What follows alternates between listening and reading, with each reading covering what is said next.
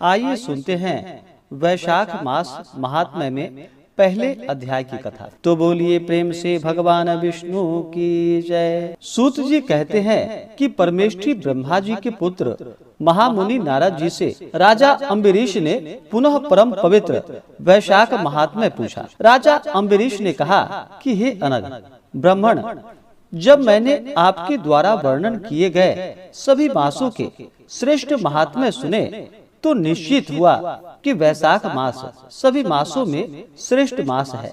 इसलिए उस मास का महात्म्य विस्तार पूर्वक सुनने के लिए मेरा हृदय बड़ी उत्सुकता से व्याकुल है।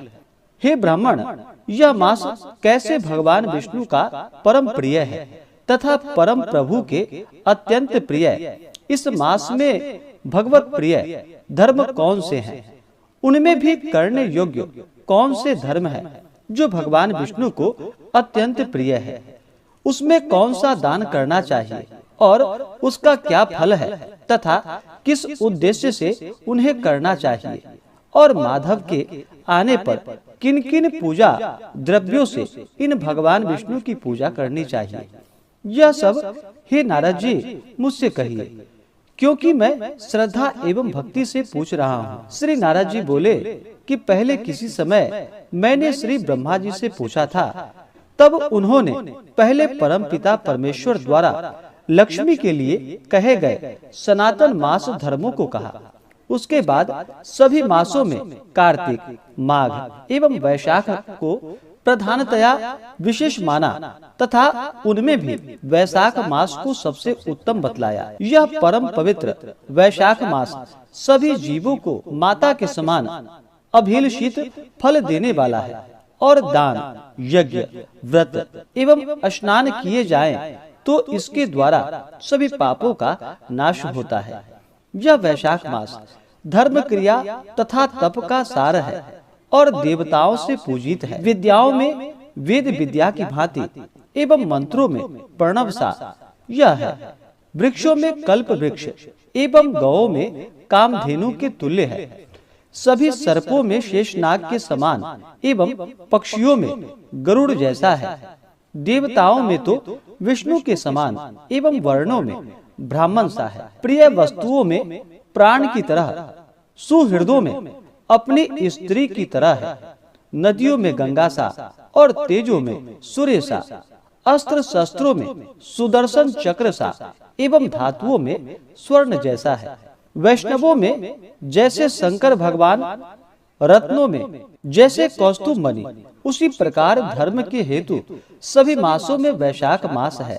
जगत में भगवान विष्णु की प्रीति में सहायक इसके समान कोई नहीं है। जो मनुष्य मेष संक्रांति में प्रातः अरुणोदय काल में वैशाख स्नान में लगा रहता है, अर्थात जो वैशाख मास में प्रतिदिन प्रातः सूर्योदय से पूर्व स्नान करता है, उस पुरुष पर लक्ष्मी सहित भगवान विष्णु पूर्ण प्रसन्न रहते हैं।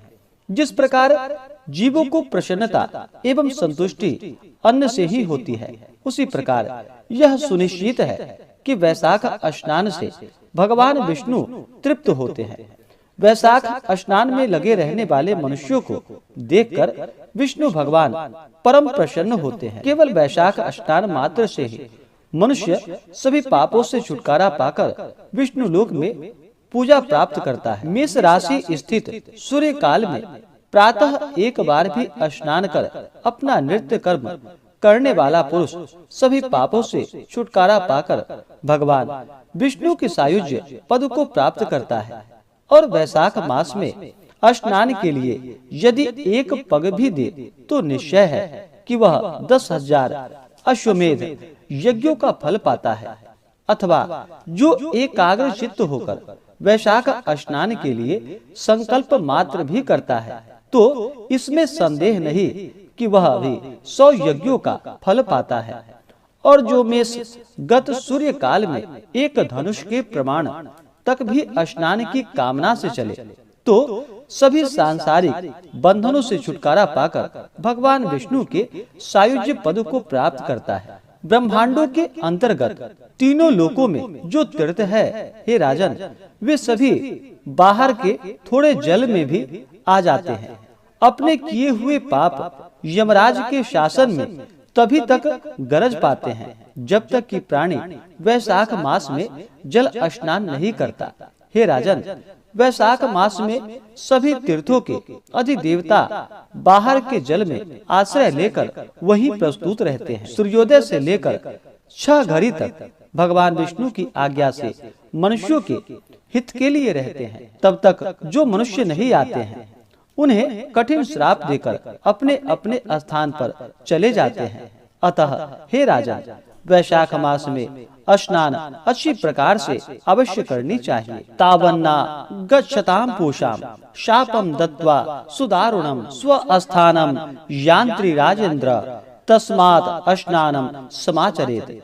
इस प्रकार से स्कंद पुराण के अंतर्गत वैशाख महात्म्य में नारद एवं अम्बरीश के संवाद में स्नान प्रशंसा नामक पहला अध्याय पूर्ण हुआ।